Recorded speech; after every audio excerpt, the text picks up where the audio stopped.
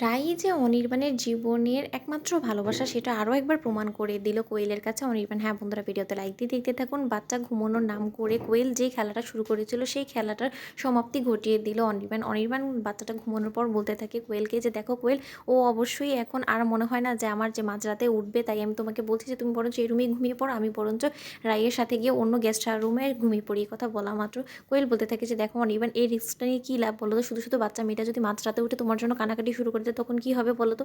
তার থেকে বরঞ্চ এটা ভালো হয় না যে তুমি আর আমি ওকে নিয়ে এখানেই ঘুমিয়ে পড়ি?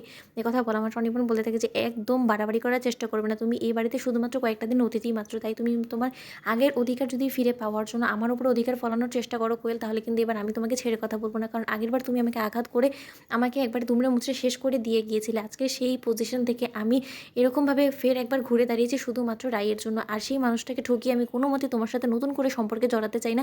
আর তাও আবার তোমার মতো একটা বিশ্বাসঘাতকের সাথে তো মোটেও না। তাই আমাকে আর যাই হোক না কেন, তুমি যদি তোমার বাঁধনে বাঁধতে চাও তাহলে সেটা কোনোদিনও সম্ভব হবে না। আর সেই আশাটা তুমি রেখো না। এই কথা বলা মাত্র কোয়েল বলতে থাকে যে দেখেছো তো অনির্বাণ, সামান্য একটা কথা নিয়ে তুমি কতগুলো কথা আমাকে শুনিয়ে দিলে।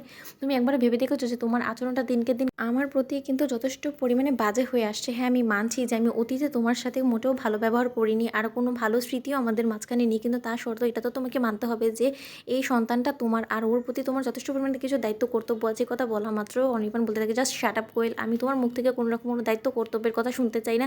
আর দায়িত্ব কর্তব্যের কথা তুমি অন্তত আমাকে নাই বলো, সেটা তোমার জন্য বেটার। কারণ তুমি আর আমি দুজনেই খুব ভালো করে জানি যে এই সন্তানটা আমার নয়, কিন্তু তা সত্ত্বেও শুধুমাত্র রিপোর্টে এখনও পর্যন্ত আমি অপেক্ষায় আছি। একবার শুধু রিপোর্টটা তো এসে পড়ুক, তারপরে সেই রিপোর্টটা তোমার মুখের উপরে ছুঁড়ে মেরে আমি তোমাকে বাড়ি থেকে দূর দূর করে তাড়িয়ে দেবো। এই মেয়েটাকে সাথে করে নিয়ে তুমি কি মনে করেছো যে এই সন্তানটা আমার তুমি মুখে বললেই চালিয়ে দিতে পারবে আমার বলে?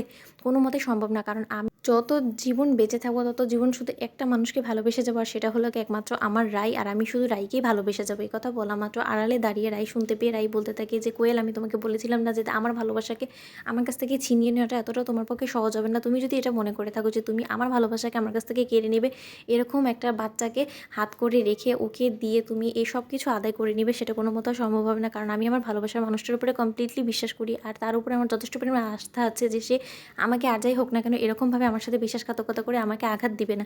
একথা বলা মাত্র অনির্বাণ যখন পিলো নিয়ে রাইয়ের কাছে ছুটে যায়, ঠিক সেই সময় রাই বলতে থাকে যে কী হলো অনির্বাণ, তুমি উঠে চলে এলে যে?